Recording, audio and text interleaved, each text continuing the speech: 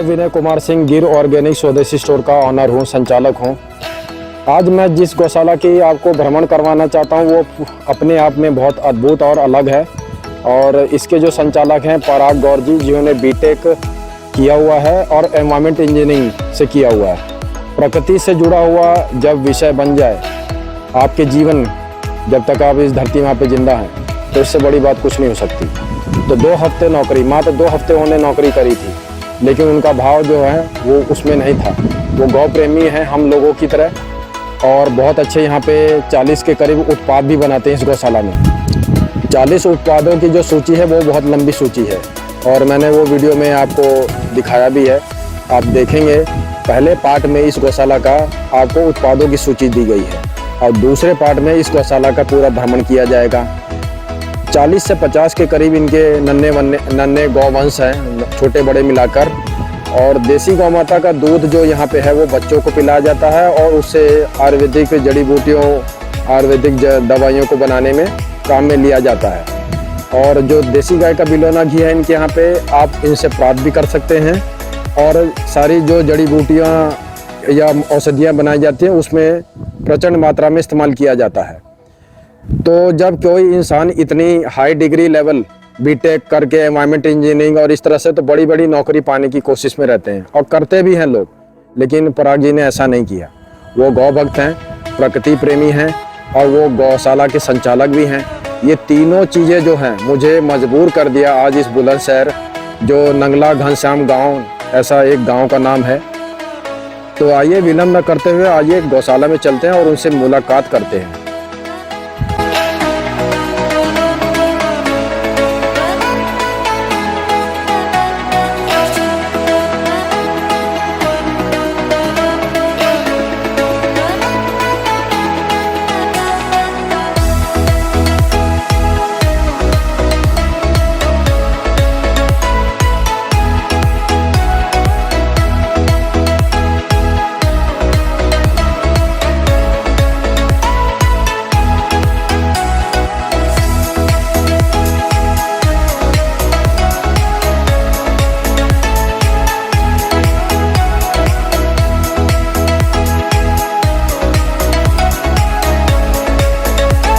पराग जी, ये गौ माता के बारे में थोड़ी सी जानकारी दीजिए।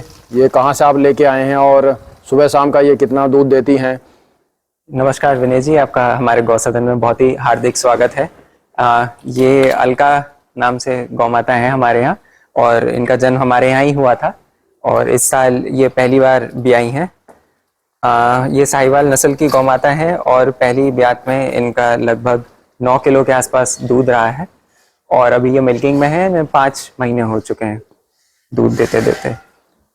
तो ये जो सुबह शाम का आपने बताया, कितना लीटर दूध दे रही हैं अभी? ये अभी इनको 4 महीने हुए हैं। अभी इनका दूध लगभग 8.5 किलो है, सुबह शाम का दोनों का मिला के। ब्यात के शुरुआत में ये लगभग 9.5 किलो तक पहुंची थी। तो ये आप किस क्षेत्र से लेके आए थे? इनकी माँ को हम करनाल जिले से लेकर आए थे। करनाल, हरियाणा? जी जी। और ये SAG के सीमेन की बच्चियां थी। तो बीमारी जैसे गौ माता को होती है, जैसे तो आपके गौशाला में इतनी साफ सफाई है, मैंने देखा है जी, महसूस भी किया है, लेकिन आपके यहाँ बीमार होते हैं तो क्या डॉक्टर और कंपाउंडर की टीम भी है? जी, जो हमारे यहाँ के लोकल वेटनरी डॉक्टर हैं वो यहाँ पे विजिट देते रहते हैं। तो अगर पहले कोई भी गायों में हमें कोई डिजीज दिखती है तो सबसे पहले तो हम उनका आयुर्वेदिक या होम्योपैथिक उपचार करने का प्रयास करते हैं। अगर डिजीज बहुत ही ज़्यादा हो गई होती है या फिर जैसे लंपी के समय में, तो हमने फिर मिक्स पैथीज का ट्रीटमेंट हमने गायों को दिया है, क्योंकि सबसे पहले गाय सुरक्षित रहनी चाहिए, वो हमारा ध्येय है। पराग जी, ये गौ माता की नस्ल क्या है? जी, ये हरियाणा की हीणा नस्ल की गौ माता है। ये हमारी सबसे सर्वप्रथम गौ माता है जिनका नाम हमने बहुला रखा था आज से 10 साल पहले। बहुला? बहुला जी। हाँ, बहुत अजीब सा यूनिक सा नाम रखा आपने। जी, बहुला का अर्थ यह है जो बहुत मात्रा में आपको दे, क्योंकि ये सब दिया हुआ इन्हीं का ही है, इन्हीं गौ माता का है। तो जब मैं अपनी बीटेक कर रहा था उस दौरान मेरे पिताजी ये गुड़गांव क्षेत्र से लेकर आए थे। तब मतलब मैंने इनकी गौ माता की सेवा करना इन्हीं से ही प्रारंभ किया था। तब ये इनका 5वां ब्याह था जब लेकर आए थे पिताजी, और आज इन्होंने 10 बच्चे हमारे यहाँ दिए हैं। मतलब आप कह सकते हैं कि ये 15वें ब्यात में चल रही हैं। तो अभी इनकी उम्र कितनी हो गई? आप कह सकते हैं ये लगभग 17 साल की है। 17 साल में की हैं। और अभी कितना बच्चा दिया उन्हें अभी? ये 15वां बच्चा इन्होंने अपना डिलीवर 15 बच्चे। जी। बहुत अच्छी बात है। तो और सुबह अभी भी- शाम दूध जो इनका गौमाता को प्राप्त होता है वो कितना लीटर दूध है? ब्यात के शुरुआत में 10 किलो के आसपास इनका दूध रहता है, और अभी इन्हें ब्याए हुए जैसे 6 महीने हो गए हैं, तो अभी इनका दूध 5 किलो के आसपास है अभी भी। और इनका दूध बहुत ही पौष्टिक, गाढ़ा और अत्यंत स्वादिष्ट है। अच्छा, गौमाता को जितनी भी आपके यहाँ पे गौमाता हैं जी। गौशाला में, ये बताइए आप सुबह मतलब से लेके शाम तक उनकी देख रेख में आप उनको किस किस अनाज का या दाने का, चारे का क्या सेवन कराते हैं जिसका इनका स्वास्थ्य बहुत अच्छा दिख रहा है? जी। सबसे पहले तो इनको चारे में, जैसे हमने आपको खेत में भ्रमण करवाते वक्त दिखाया था कि ऑर्गेनिक चारा ही इनको दिया जाता है, जिसमें मौसम के हिसाब से नेपियर, ज्वार, बरसिम, बाजरा, ये सारी चीज़ें रहती हैं। इसके बाद खाने में खल, मूंगफली की, बिनौले की, तिल की और चने के छिलका, ये सारी चीज़ें रहती हैं। इसके सिवाय क्योंकि हमारी आयुर्वेदिक फार्मेसी भी है, तो समय समय पर इनको जड़ी बूटी भी मिलती है, जिसमें पाचक जड़ी बूटी भी होती हैं, दूधवर्धक भी होती हैं, पेट के कीड़े हटाने के लिए भी औषधियाँ होती हैं। और इनका सुबह 4 बजे से इनकी दिनचर्या शुरू हो जाती है, और दोपहर में कुछ गौ माताएं हमारी यहाँ अंदर रहती हैं, कुछ बाहर खुले में रहती हैं। और बच्चों को शुरू के 3 महीने भरपूर दूध हम इनको देते हैं, जिनसे इनका स्वास्थ्य अच्छा रहे। पराग जी, मुझे ये जो नंदी महाराज जी बैठे हैं इनका नाम बताइए और कितने साल हो गया है इनको आपके गौशाला में? जी। ये जो बड़े नंदी हैं ये अभी 5 वर्ष के हैं, और इन नंदी का नाम गणेश है। ये करनाल सीमेंट के नंदी हैं, साहिवाल नस्ल के। तो जितने आप बच्चे देख रहे हैं यहाँ, ये इन्हीं गणेश के हैं। और अभी ये हमारा नया नंदी तैयार हुआ है। ये बहुत ही भीषण लंपी से ग्रसित था, जैसे कि आप अभी भी निशान देख सकते हैं। ये सारे लंपी के इनके निशान अभी जा चुके हैं, अब तो ये स्वस्थ हो गए हैं। तो इनका नाम अग्निव्रत है, और ये हमने अपनी ही गौसदन में तैयार किया है इन्हें। इनकी माँ का सबसे सर्वाधिक दूध 15 किलो तक है, जो लगभग 12 महीने दूध देती है इनकी माता। तो अभी जो बच्चे आएंगे इन्हीं की नंदी के आएंगे। तो अभी जो 2 नंदी महाराज जी हमारे सामने वीडियो में दिखाई दे रहे हैं, इनकी उम्र कितनी है दोनों की? जी, ये अभी 3.5 साल का है, और जो पहले वाले बड़े नंदी है वो 5 साल के हैं। और इससे एक पहले भी एक नंदी था हमारे पास, प्रभास नाम से। वो थारपारकर नस्ल का बहुत ही सर्वश्रेष्ठ नंदी था, जो अभी हमने हरिद्वार ब्रीडिंग के लिए दिया हुआ है किसी अन्य गौशाला में। तो उनकी माँ का दूध 26 किलो दूध रहा था एक दिन का। तो जितने सफेद बच्चे हैं थारपारकर नस्ल के, वो सारे उन्हीं प्रभास नंदी के हैं।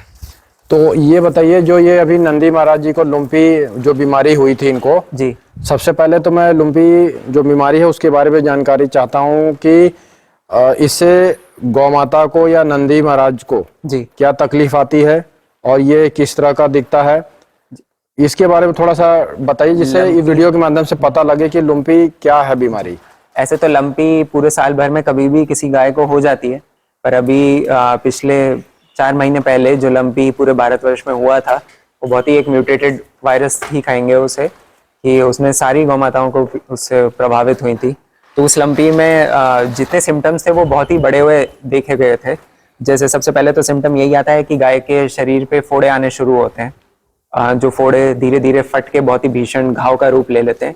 इसके साथ उनको 105-107 तक टेम्परेचर रहता है, बुखार। जी।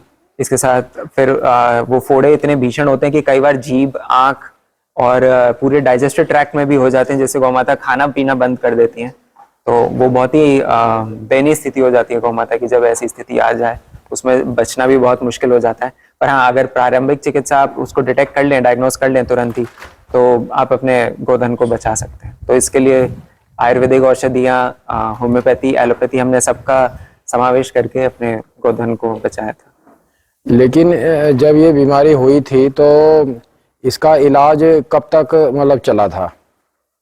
इनका इलाज, ये लंपी में जब ग्रसित हुए थे तो भीषण लंपी 1 महीने तक इनमें रहा था। मतलब ये सारे घाव जो हैं ये फटके, मतलब इनमें सड़न बहुत कुछ हुआ था। तो 1 महीने तो ये भीषण लंपी में रहते, फिर उसके बाद भी 2 महीने इनको पूरा रिकवर करने में लग गया था। जैसा कि पराग जी बहुत पढ़े लिखे व्यक्ति हैं और मुझे लगता है कि मेरे सवालों का जवाब वो दे भी सकते हैं। आइए एक सवाल मैं पूछता हूँ इसी वीडियो के बीच में कि जो लुम्पी जो बीमारी है, लंपी लुम्पी जो भी बोलते हैं, जी हर बीमारी के पीछे कारण होता है कि ये बीमारी हमारे शरीर में गौ माता के नंदी महाराज जी कैसे आया है, जी कारण होता है और उस कारण को हम जानने की कोशिश में रहते हैं जिससे वो कारण को हम दोबारा रिपीट ना करें अपने दिनचर्या में और वो बीमारी से फिर से ग्रसित ना हो। जी। तो आपको क्या लगता है कि ये वायरस या जो लुम्पी बीमारी है ये गौ माता को कैसे हो सकता है, या नंदी महाराज को ये अचानक से ऐसे ही हो गया, क्या था ये? जी, जैसे कि मैंने आपको बताया कि ऐसे आमतौर पे लंपी पूरे साल भर में कभी भी हो सकता है किसी गाय को। कारण क्या होता है होने का? कारण यही है कि जिनकी स्किन की प्रतिरोधक क्षमता बहुत ही वीक होती है, जिस गाय की, उसको जल्दी पकड़ में आती है वो गाय। पर क्योंकि जो अभी हाल ही में लंपी की पूरी वेव जो पूरे भारत में गई थी वो बहुत ही एक म्यूटेटेड वायरस की वेव थी, तो उससे तो लगभग कहेंगे 40% गौ माता पूरी प्रभावित थी।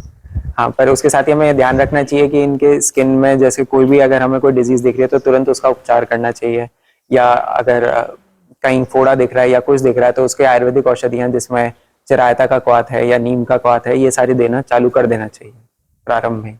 पराग जी की गौशाला में बायोगैस प्लांट भी लगाया हुआ है, आइए इसके बारे में भी जानकारी इन्हीं से ले लेते हैं, बताइए जी। जी, क्योंकि हमारे पास 40 गोधन है तो उनके गोबर से हमने गैस बनाने का निश्चय किया था आज से 2 साल पहले। स्वर्गीय संतराम जी थे, उनकी कंसल्टेंसी से ही हमने ये पूरा बायोगैस प्लांट एस्टैब्लिश किया है यहाँ पे। ये 40 घन मीटर का बायोगैस प्लांट है जिसकी क्षमता लगभग 8 क्विंटल गोबर की है। इसमें 8 क्विंटल गोबर रोज डाला जा सकता है और अभी ये 3 क्विंटल प्रतिदिन के गोबर पे इसको संचालित किया जा रहा है। तो जैसे कि आप देख सकते हैं कि यहाँ से हम गोबर को फीड करते हैं पानी के साथ, यहाँ पे पानी के ड्रम से, तो पानी के साथ एक लेबर मिलाता है इसको गोबर को यहाँ पे, और ये जो कितना किलो गोबर उसमें डाला जाता है? अभी 2.5 क्विंटल गोबर रोज डाला जाता है इसमें। 2500? नहीं, 250 किलो। 250 kilo, sorry. जी जी जी। हाँ, 250 किलो आप उसमें गोबर डालते हैं जी, वो सुबह शाम का जो भी इकट्ठा जी, करके। जी, जी।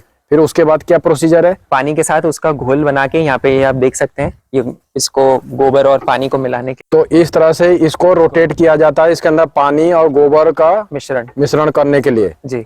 फिर उसके बाद ये कितनी देर तक चलाना पड़ेगा?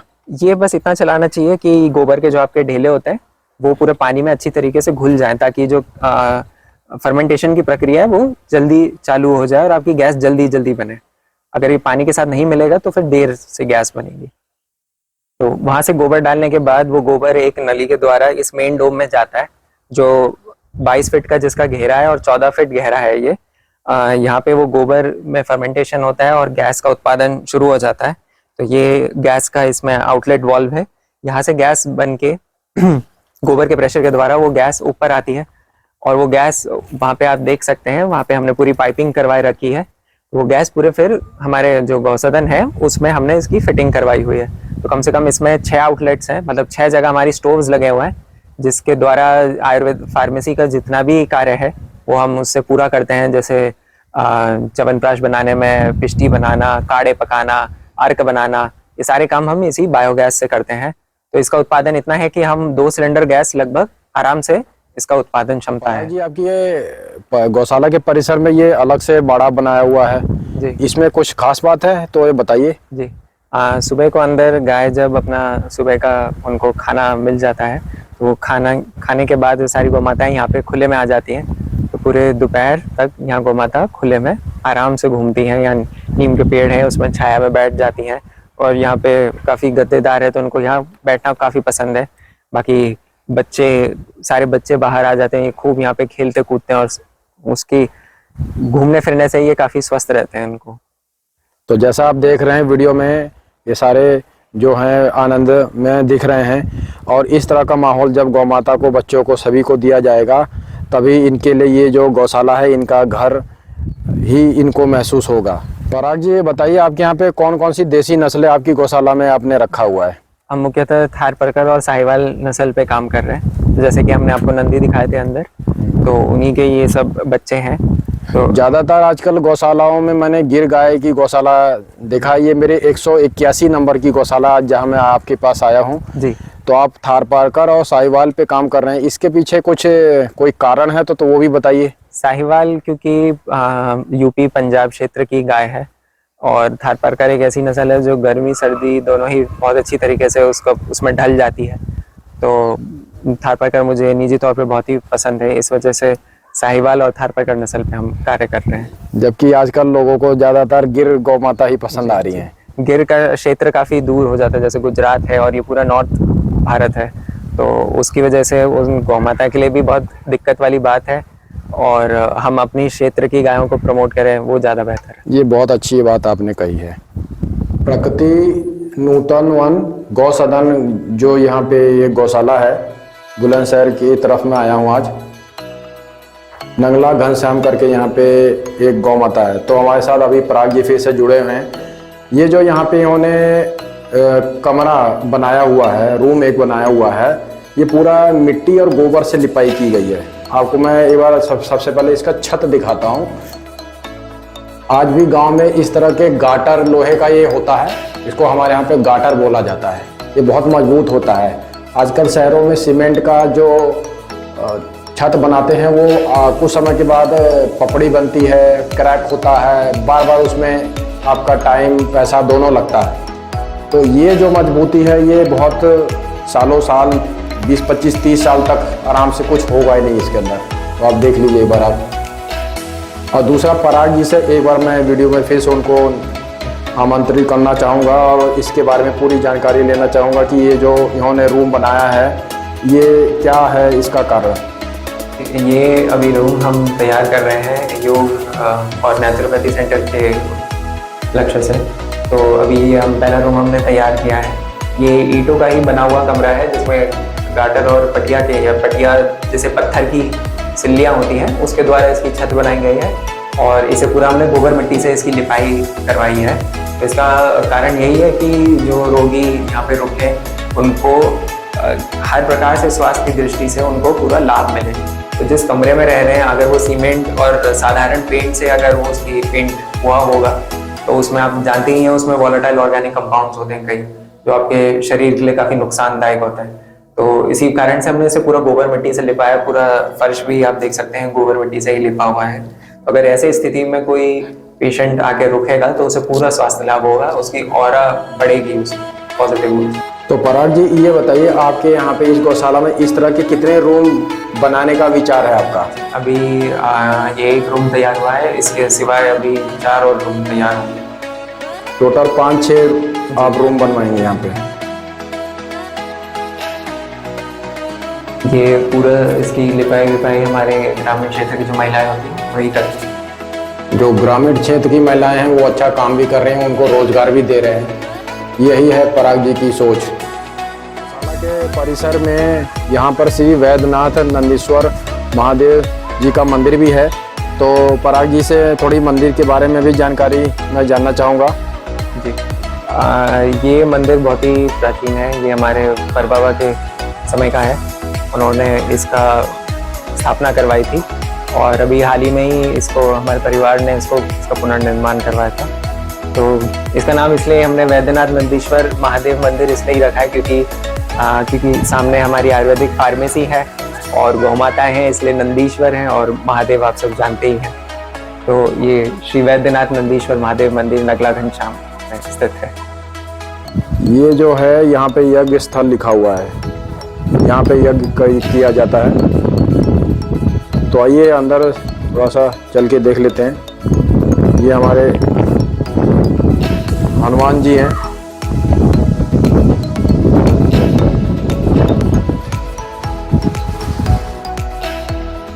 बहुत ही भव्य और सुंदर मंदिर है ये।